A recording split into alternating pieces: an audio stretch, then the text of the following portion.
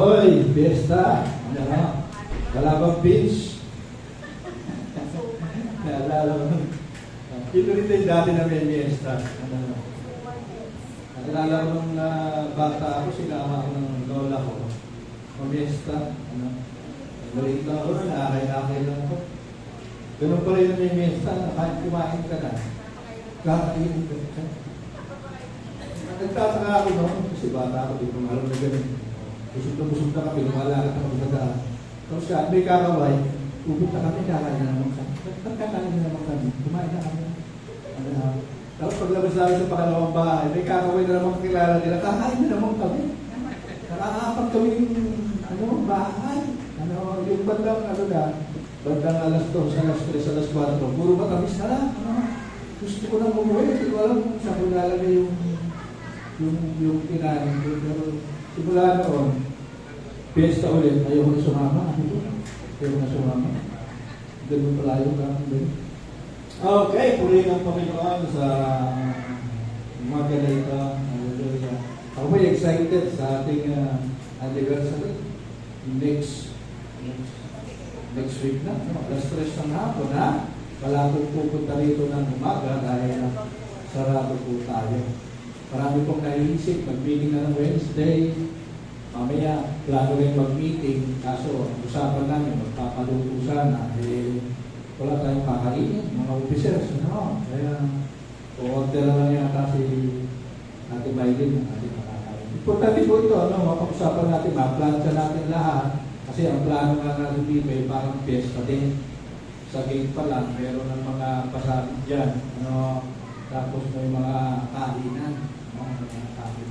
Kung ay mag-alala, may mga sumagot na. May mga sumagot na. May sumagot ng coffee, ano tawag sa gano'n? Coffee cart? May coffee cart na. Sorbetes, may sumagot na. Photobooth, may sumagot na. At saka unlimited popcorn, sa fishbowl. Tapos naglambing ako sa mga taga-Korea, yung simpaw, kasi kukuha lang tayo ng sound system, mga kapatid. Sound system, kasi hindi natin matatanggal itong mga ito. Mahirap, kaya mag-ilap kami ng sound system. Doon po tayo, may stage tayo. Ang pinakalikod natin ng stage ay yung bahay nila Ate Asol. So doon tayo nakaharap nila Ate Asol. Inisip kami ng mga, meron na rin sumagot sa atin, ng monoblock, manghihirap sa barangay.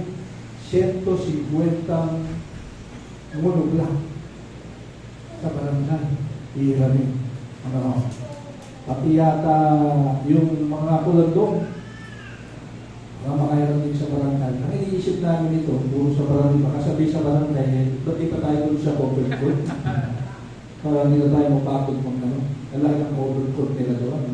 Siyempre, maganda dito natin gagawin ang ating anniversary.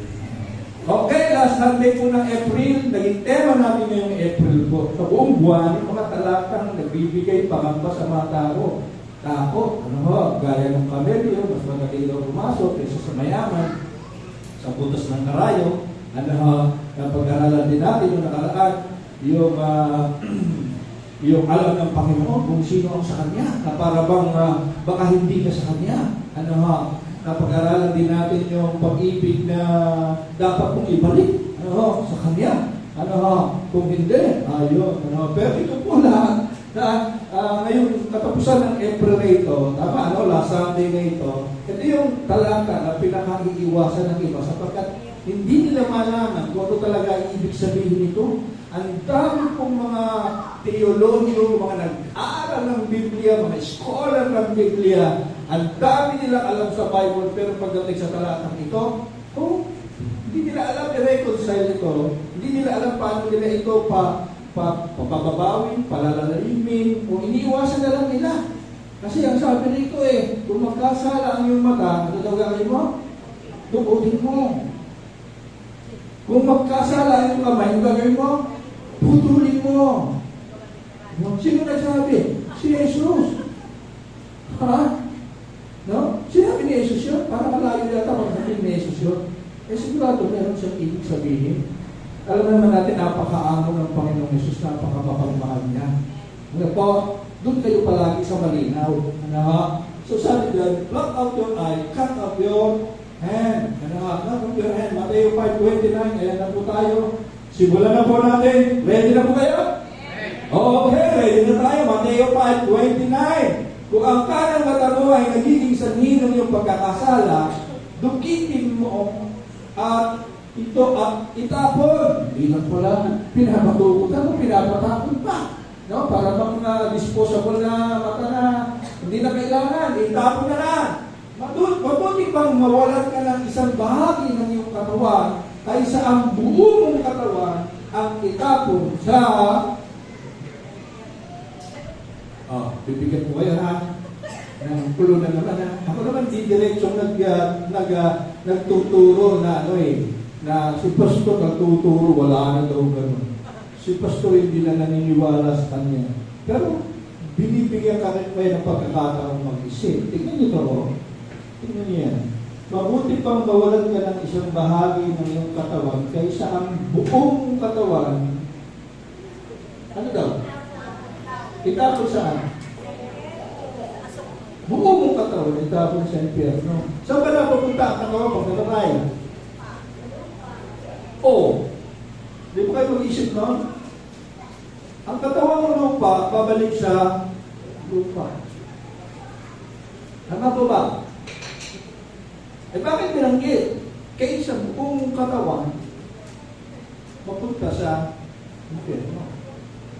Kung may kahulugan talaga, yung impyerno. Ang pinupuntahan din ng katawan. Ako niyo po, yung gano'n, di ba kayo nagkakaroon ng pag-asa sa inyong mga mahal sa buhay, na hindi tumanggap daw kay Jesus, di na nagpalataya, salamat, wala pala sila sa doon, Okay, di na mata.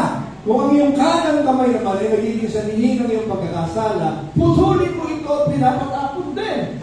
Itapon. Mabuti pang mawalan ka ng isang bahagi ng iyong katawan kaysa ang buong katawan ang itapon sa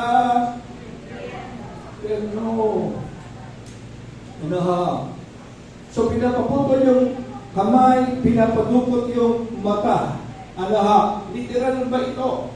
Karamihan ang magsasabi, kahit magagaling na preacher, pagdating dito sa teksto ko, sasabihin nila, hindi literal. Pero may mga literal silang sinasabi na hindi rin literal. Pero pagdating dito, automatic na, ay hindi literal yan. Ayaw nila. Takot sila. Bakit? Kahit anong banal ng preacher, ng pastor na nangangaral, mapuputulan din yan.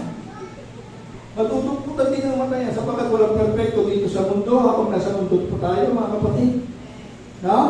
Tayo bilang tao, perfecto tayo sa harap ng Panginoon. Tandaan po yan. So, literal ba ito? Big no. Kasi kung literal, mga kapatid, okay, wali natin. Literal yan, pinapagputol. So, kapag nagkasa ang mata, ano gagawin? Dukutin. Ang problema pa nito, sabi, dukutin mo. Ikaw matudukot. No? Anong gagamitin mo? Hindi mo alam ka, anong gagamitin mo? No? Diba? Literal. No? Karamihan ng mga nagtitipon ngayon sa church, kung ito ay literal, mga kapatid, karamihan,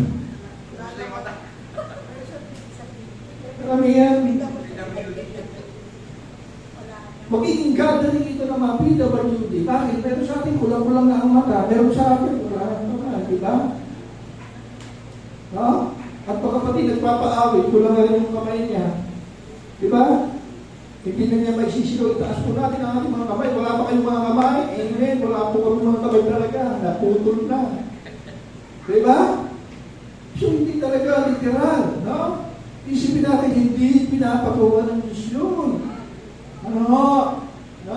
Bakit hindi literal? Balikan natin ang karakter ng Jesus. Sabi natin, mahamong si Jesus, hindi ganyan ang kahulugan niya. Ang pakahulugan niya. Mahabagin ba siya? Mahabagin ang Panginoon. Di ba siya nagpapagaling ng bulag? At nagpapayumang tuyot ng kamay? Pinagaling niya. Eh bakit nagkasala lang ngayon, pinapaputol na? Diba? Nagkasala lang, pinapatutol na. So, mga kapatid, ito ang malinaw na karakter ni Jesus. Ganito yan mga kapatid ha. Ito, tuturuan ko kayo. Ha? Kapag may talatang tila nagsasalungatan, maawang si Jesus. Bakit sinabi ito? Malinaw na si Jesus ay maabot, mapagmahal, mahabain. Pero kapag may talatang tila nagsasalungatan, huwag palabuin ang malinaw dahil lang sa ilang talatang malabo. Dinamay mo na. Ang linaw-linaw na sana nun, okay lang dun. Pero walang nabasang ila na parang malabo. Pinalabo mo na rin yung malinaw na malinaw. Hindi po ganon. Sa pagbabasa ng Bible. Sa halip, yung malabo, ay lalo pang palinawin sa pamamagitan ng malinaw na talata, ng maraming malinaw. Tulungan mo yung malabong nabasa mo, gamitin mo yung maraming malilinaw. Amen? Hindi yung malinaw na malinaw, isa ka lang nabasang malabo. Dinamay mo na rin yung mga maraming malilinaw na talata dahil lang doon sa talatang malabo. Nakuha nyo ba? Malinaw malabo. Hindi ko alam kung nakakarating kayo. Huwag niyong idama. Malinaw bang si Jesus ay mahabag Malinaw siyang maibigin, mapagmahal. Ibigin niya ang kapwa, sabi niya, pagpalain ng kaaway, tapos magtuturo. Dukutin mo. Diba? Malayo. Malayo. May ibig siya sabihin. Kaya yun ang nililinaw natin. Diba kapatid, bawat mensahe ng linggo mapagpalayan. Gusto natin lumaya. Uwi tayo, lumalayan tayo sa mga nakakatakot na talata. Lalo na, yung mga pastor, may mga pastor matatapang na pinapangaral ito. Matatapang talaga. Parang akala mo, hindi mapuputulong talaga. At, mga kapatid, pero tayo, alam natin ang kahulugan niya. So, hindi nga daw literal, ganito naman ang interpretasyon ng iba. Pastor, hindi yan literal.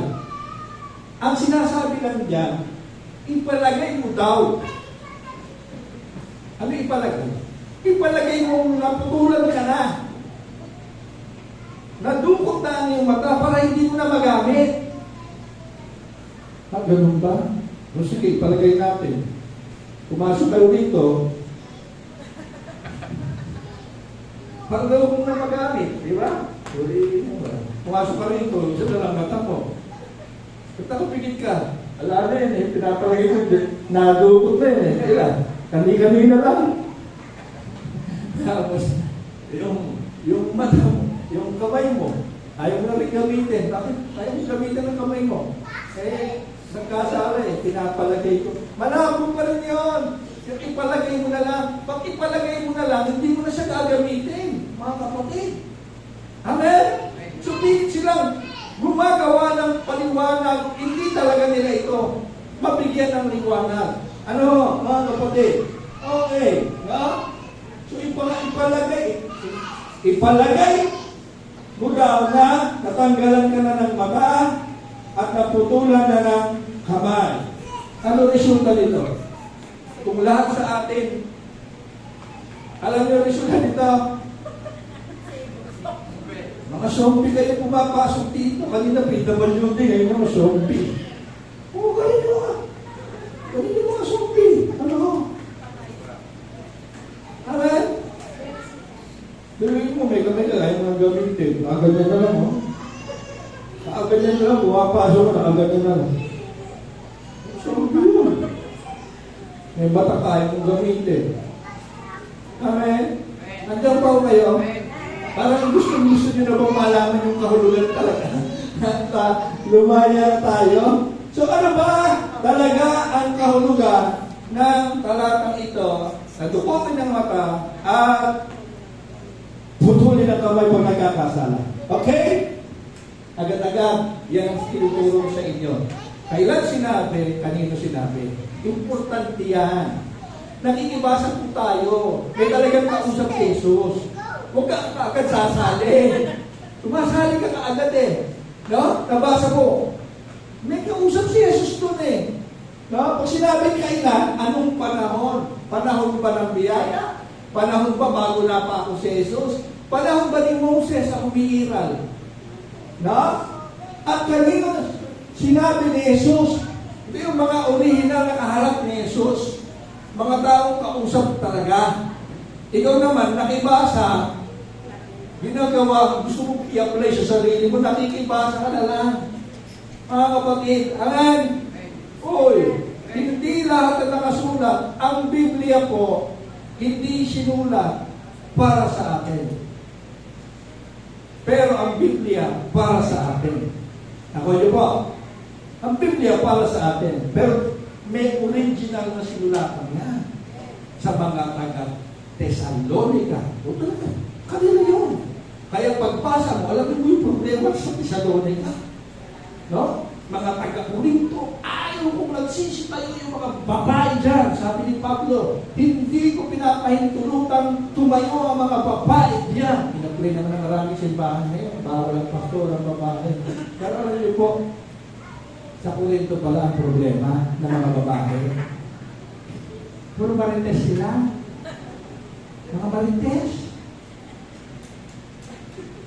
Ano? Kaya alam ni Pablo yung kultura doon. No? Gusto niyo patahimikin.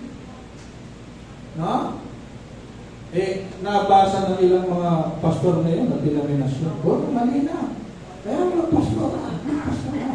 Bawal. No? Kita niyo ngayon, ang daming mga nagsisilago dahil babae din yung kanilang pastor. Amen? Ginagamit din ng Panginoon. Pula ka. Baka mas marami pang naligtas doon kaysa sa'yo. Baka sa ministry ng pastora niya, mas maraming nabago ang buhay kaysa nakakandal ko tungkol sa kanya. Amen? Ganun no? So, inaalam natin yung original audience. Mga kapatid, sunod po tayo. No? Kailan? Before the cross pa? Bago ipako ang Panginoong Yesus? Ang umiiral po dyan, batas ni Moses. Tandaan po ninyo. Ang umiiral dyan, batas ni Moses. Noong panahon ng mga alagad at ni Jesus, bago siya ipako, ang umiiral batas ni Moses. Susundin nga niya lahat Perfectin nga ni Jesus yung kautusan niya. No? Kapatid ko ako, hindi upang pawalang bisa ang mga kautusan, kundi ito pa rin ang mga ito. Sabi ni Jesus.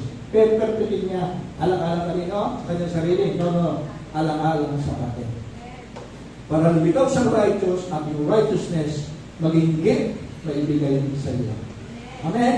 At di mo na paghirapan ng righteousness. Amen? Hallelujah! So, umiiral panahon ni Moses. No? Kanino sinasabi? Sa mga alagad na umaasa pa rin na maliligtas sila, magiging banag sila, magiging matuwid sila sa pamamagitan ng pagsunod sa kautusan ni Moses. No? So, ang kausap ni Jesus, mga umaasa sa kautusan na magliligtas sa kanila.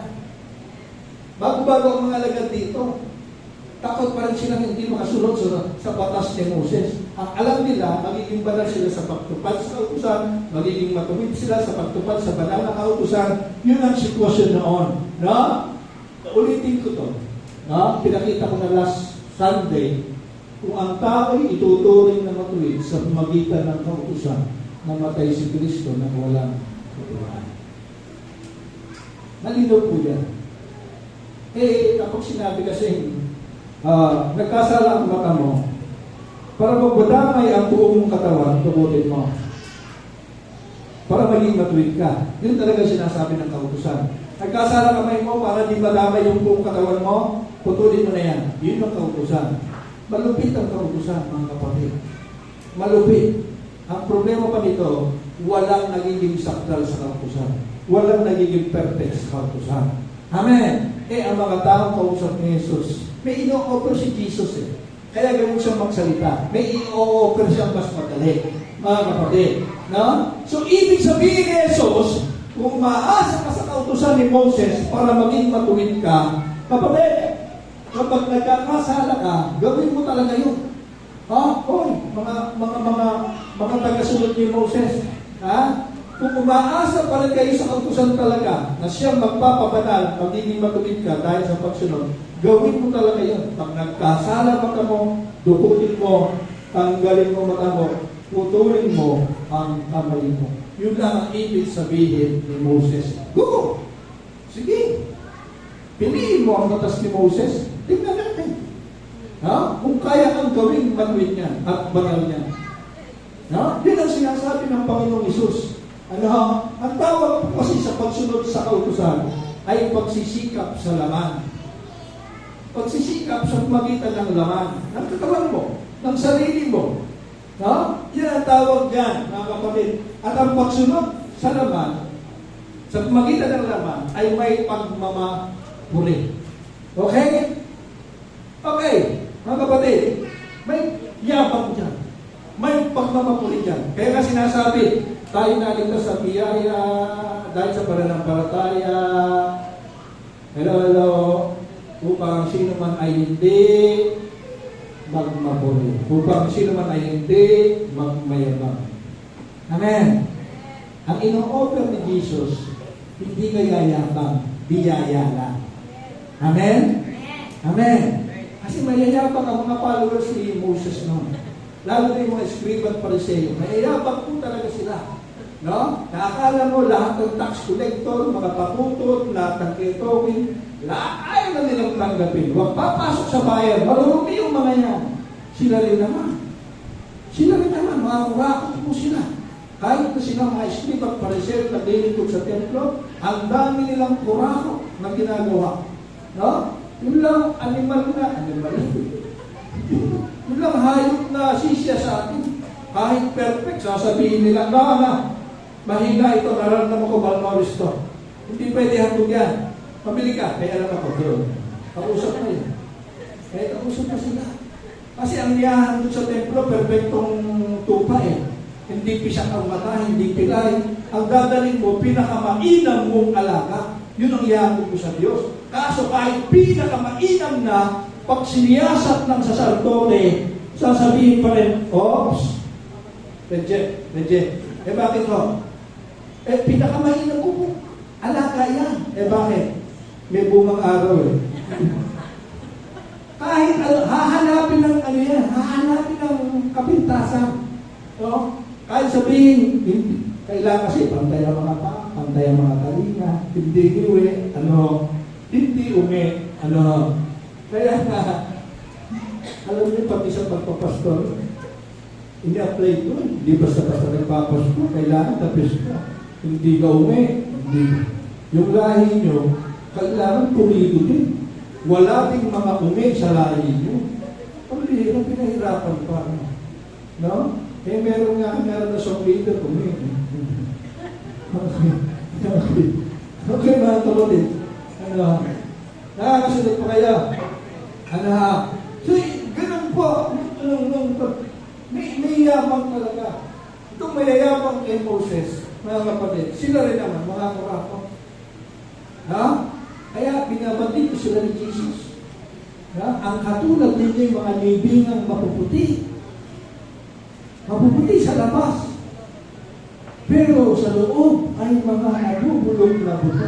Grabe na. Doon po natin si Jesus medyo mataling magsalita. Pero kahit anong talim, gumamit pa rin ng ilustrasyon. Kaso napakaraming gagamitin ilustrasyon. Medyo pa yung kanyang ginamit. Na bagong kalburo yung bagong pagkakaputi yung nicho. Yes, mapuputi kayo, malilim sa labas. Katulad ng nicho. Pero sa loob, tingnan nyo ha, kita ni Jesus yung pagkukunwari ng mga pariseo.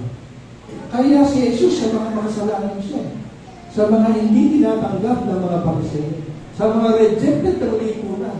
Kung sino ang mga sinusukan ng lipunan, doon si Jesus. Doon naman galing-galing. Mga pariseo, ano pa ba? Ha? Kung sa Diyos ko sa ating sasama ko eh. E kanina sumasama. Amen? Hallelujah. Pumalakot muna tayo para mag-isip tayo. Hallelujah. So, ibig lang sabihin ni Jesus, wala talaga magiging sakdal po ay perfect. Wala talaga magiging sakdal sa pamagitan ng pagsunod sa kautusan. Bakit ito tinitira ni Jesus? Kasi nga mga kapatid, 1,500 years umiiral ang kautusan ni Jesus. Dumating siya. Para ba may dumating na protestante nung panahon ng Kastila natin? Ay hindi basta-basta tinanggap yun. No? 19, ano ba, pumasok ang protestante sa atin sa Pilipinas. 300 years tayo, Katoliko, mga kapatid. Si Jesus naman, hindi 300 years, 1,500 years, law of Moses, tapos ito dadating siya, bago ang dala niya, mga kapatid. No, biyaya lang. Papasok ka na sa langit, hindi ka na mag-10 commandments. Amin mo ba? Hallelujah. Kaya galit na galit siya. Sino ka? Anak ka lang ng karpintero. Sabi niya, anak ka ni Maria, mangangaro ka ng ganyan. Karpintero ka lang. Ha? Okay. So, mahirap. Mahirap talaga ang kautusan. Mahirap. Walang makakasunod, pero pilit pa rin. Ang mga sumusunod sa kautusan, nagkukulwari lang sila. Pero meron pang mas mahirap, mga kapatid. Ito mas mahirap. Matthew 5 yung kanina, nasa loob pa rin ito ng Matthew 5. Ano sabi ni Jesus? Be perfect. Therefore, as your heavenly Father is perfect. Tagalogin natin. Kaya na kayo magpakasaktal, tulad ng inyong amang nasa langit na sakdal. Tanong. Tao bang kayang magpakasaktal? Magpaka-perfect? Wala. Again, wala. Kahit na pumasok kayo sa iba't ibang relihiyon, makasampu kang magpabautismo, pumasok ka ng konsilyo, pumasok ka ng kung ano-ano kang daluhan mo, hindi ka magiging sakdal. Tama po ba ako? Wala pang nabuhay na sakdal dito sa lupa maliban kay Jesus. Ang sakdal o ganap, perfect, isa lang, si Jesus. Na? Pero sinasabihan sila ni Jesus, magpakasakdal kayo kasi sakdal lang ang pumapasok sa langit. Paano yan? Perfect lang ang pumapasok sa langit. Paano yan? Ganap lang ang pumapasok sa langit. Paano yan? So dito, unti-unti, kanino tayo aasa?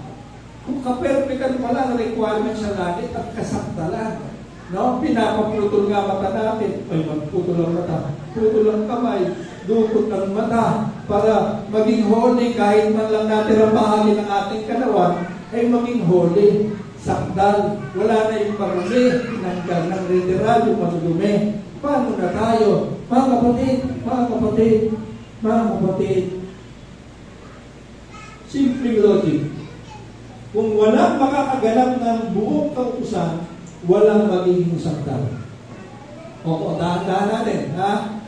Kung walang makakaganap ng buong kautusan, walang magiging sakdal. Kung walang magiging sakdal, ganap, sino pumunta sa langit? Wala din. Walang papasok sa langit. Kasi walang sakdal. Pero mga kapatid,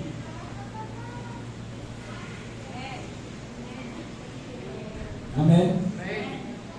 Amen. Thank you for the cross. Salamat sa ginawa ni Jesus sa cross. Amen.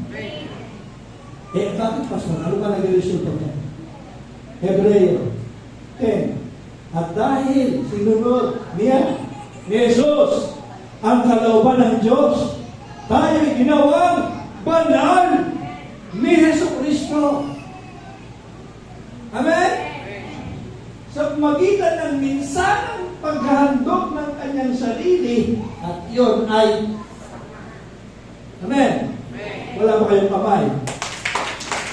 Papuputol natin yan. Pag hindi natin na parang papuputol natin yan, mga kapatid. No? Sinong gumawang banal sa atin? Sinong gumawang ganap sa atin? Si Jesus. Hindi sarili mo. Kaya walang iyabang. Walang pagmamapuri. Bakit? Siya lang ang dahil lang sa ginawa sa krus, minsan ang handog. Para maintindihan nyo, para maintindihan. Matagal na natin hindi ginagawa ito eh. Huwag na ako tumawag.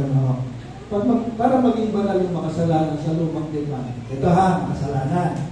Magdadala siya ng tupang inosente. Walang batik, walang kapintasan. Pagdating sa templo, sisiyasatin ng saserdote. Hindi walang batik, walang kapintasan, hindi pilay, hindi unge, hindi pisang mata. Itong makasalanan, nagnakaw ng sinampay at kung itlog sa pugat ng manok, ng bibig. Tinangay yung basket ng magbabalong. Ililihan siya ngayon yun. Ililihan siya yung tupa niya. Bakit? Para lahat ng kasalanan niya malipat sa tupa.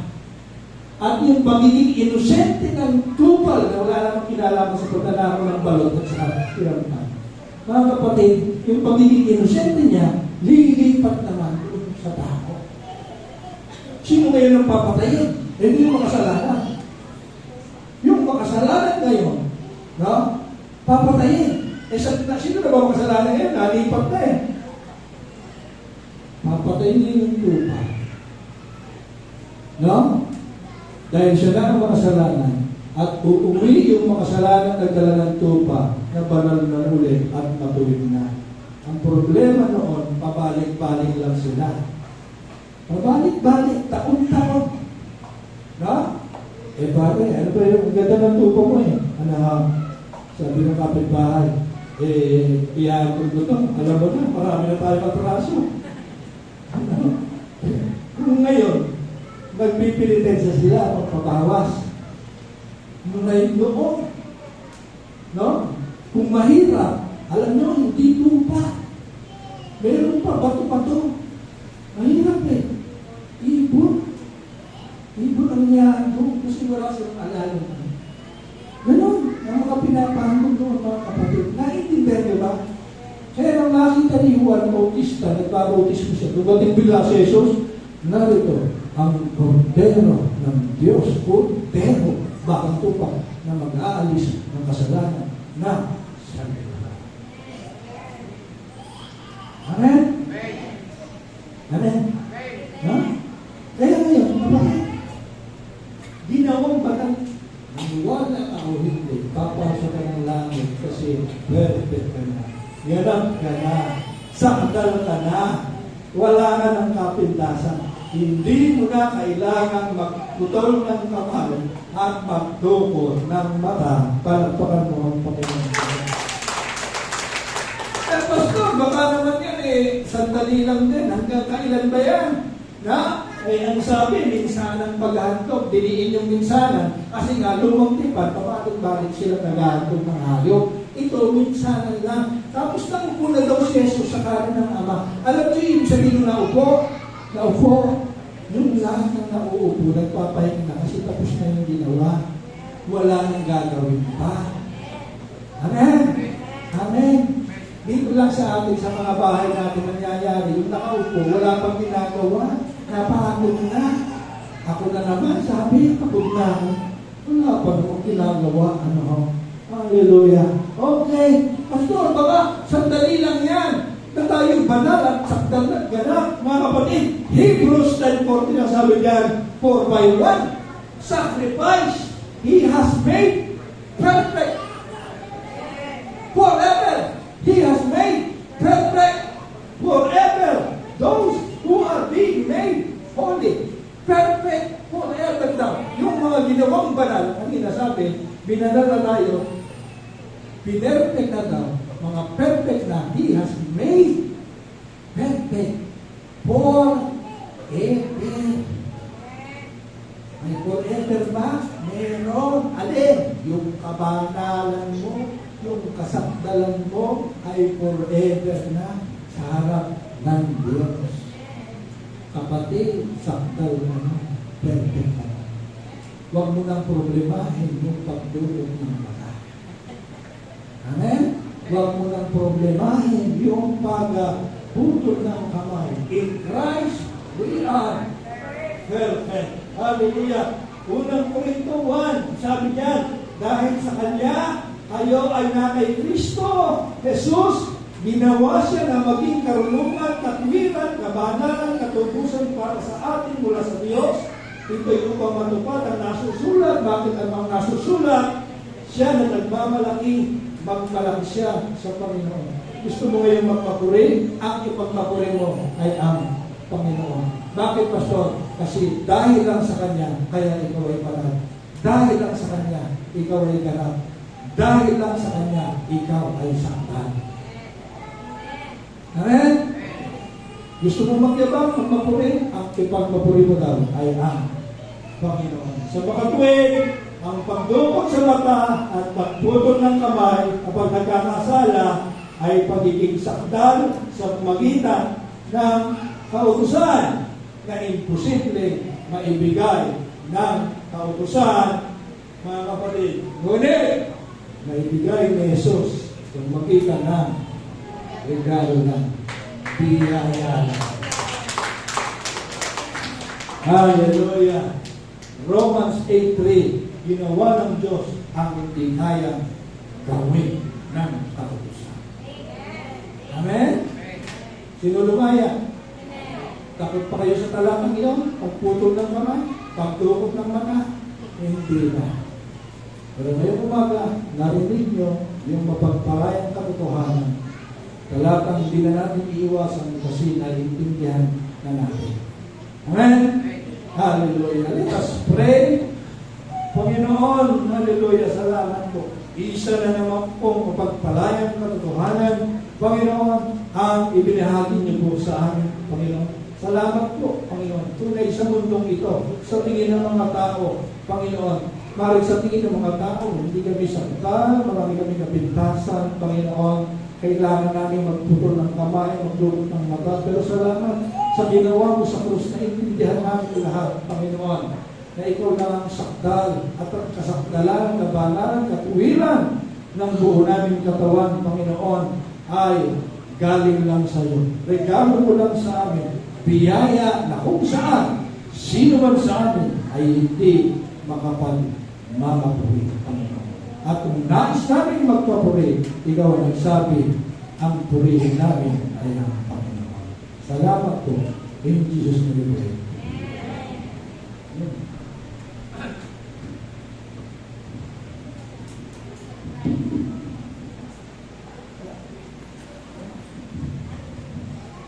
Hallelujah. Tunay nang napakabuti ng Panginoon. Noon ay hindi tayo gusto natin na